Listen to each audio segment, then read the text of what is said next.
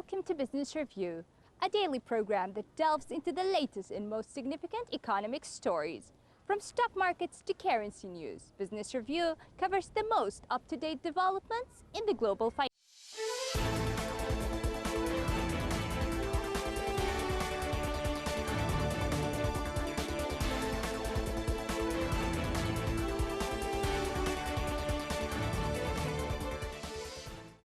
Chinese State Councillor and Foreign Minister Wang Yi said in his meeting with the Russian Foreign Minister Sergei Lavrov in Moscow that China is ready to work with Russia to make comprehensive preparations for future high-level interactions and make plans for further cooperation in various areas.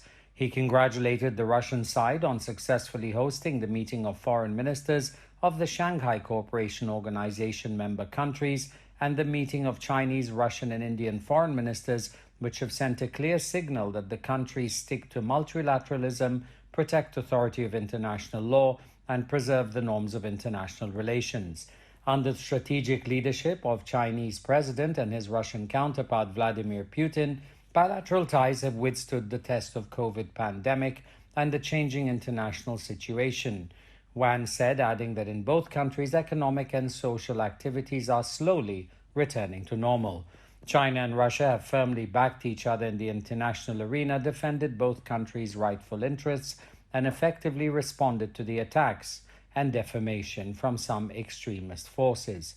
As this year marks the 75th anniversary of the end of World War II and the founding of the United Nations, the two countries have jointly preserved the outcome of the victory, maintained the core position of the UN, upheld international fairness and justice, and served as a stabilizer in the volatile international situation.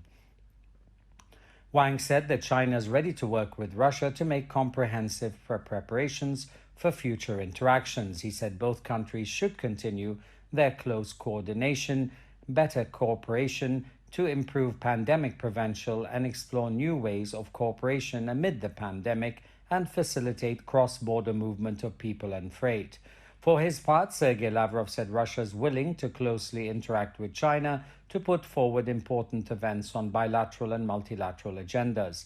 Lavrov said Russia stands ready to strengthen strategic coordination with the Chinese side, attach importance to the central role of the Association of Southeast Asian Nations in regional cooperation, and maintain regional peace and stability. Chinese Minister of Commerce announced at a regular press conference that China's capital Beijing unveiled an all-encompassing plan to open up its service sector to foreign investors. Under the new blueprint, Beijing aims to become a national comprehensive demonstration zone, a service model for the rest of the country by 2030.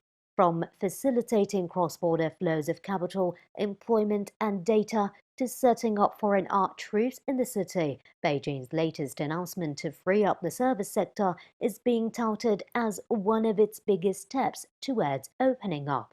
China's Vice Minister of Commerce Wang Xuan said the plan, which comes on the heels of President Xi Jinping's speech at the International Fair for Trade and Services, is in the same vein of pursuing innovative, opening up measures that cover the needs of key industries and areas, as well as institutional and systematic demands.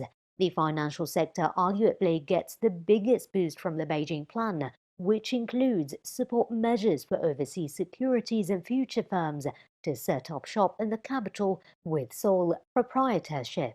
It also encourages foreign invested companies to participate in stock and bond trading and promises unprecedented access to once restricted areas.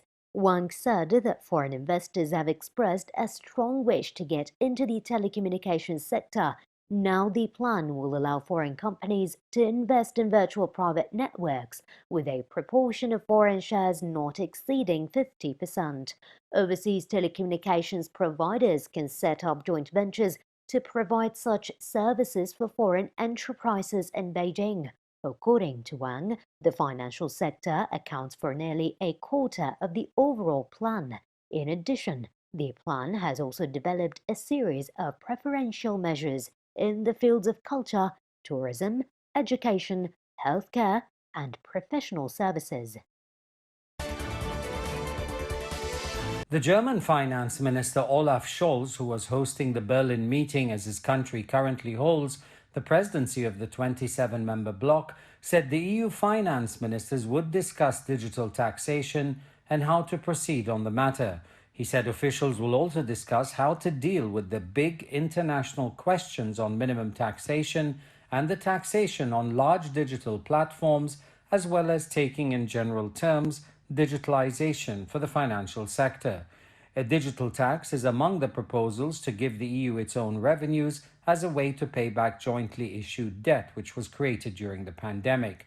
The bloc decided in July to jointly borrow 750 billion euros on the market and spend it to kickstart the economies. Scholz said that after the officials decided to take the very big debt as the European Union tackles the crisis together, to work against the crisis and to work on the recovery in Europe, it's necessary that they are also deciding the question how to pay this debt back. Scholz also joined the vocal chorus of the European Union finance ministers, calling for Great Britain to stick to the existing Brexit agreement. Japanese Chief Cabinet Secretary Yoshihide Suga, widely expected to become Prime Minister next week, said that he will consider topping up payouts to households and companies to cushion the economic blow from the coronavirus pandemic. Suga repeated that Japan must focus on reviving the economy before considering ways to fix its tattered finances, ruling out another rise in the national sales hike for a decade. He made the remarks at a debate ahead of the ruling Liberal Democratic Party leadership election on September 14th to pick a successor to Prime Minister Shinzo Abe. Abe said last month he would resign due to ill health after nearly 8 years in office. The winner of the party vote is virtually assured to become Prime Minister because of the LDP's parliamentary majority.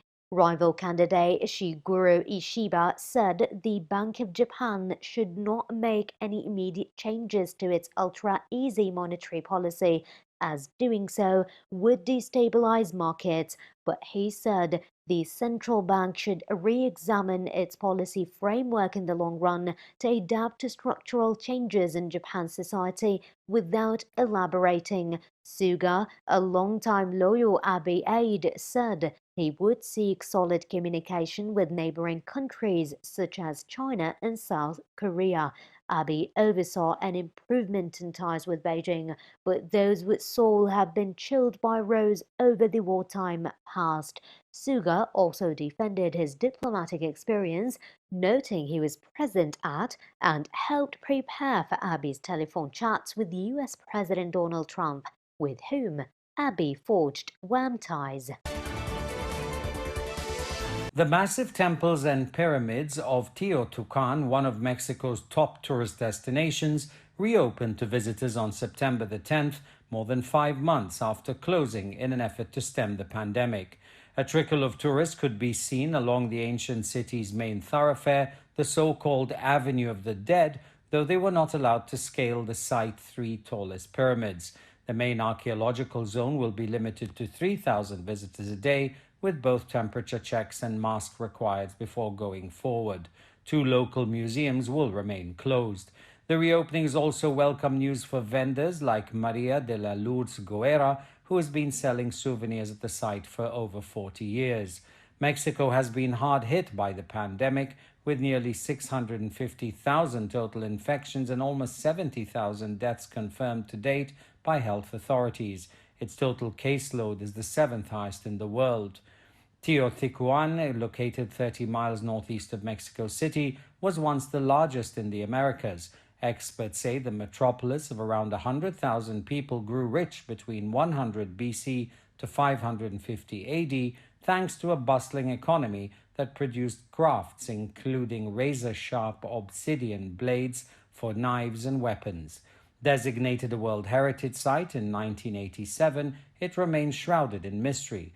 Its native language is unknown, as is the city's original name. It was given its name, Teotihuacan, by the Aztecs some 8 centuries after its collapse. In Nahuatl, which is still spoken by several million indigenous Mexicans, Teotihuacan means abode of the gods.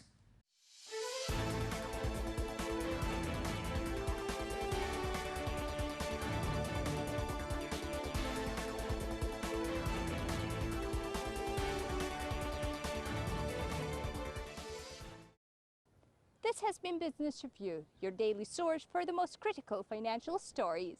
Tune in next time for the latest financial news impacting the world economy.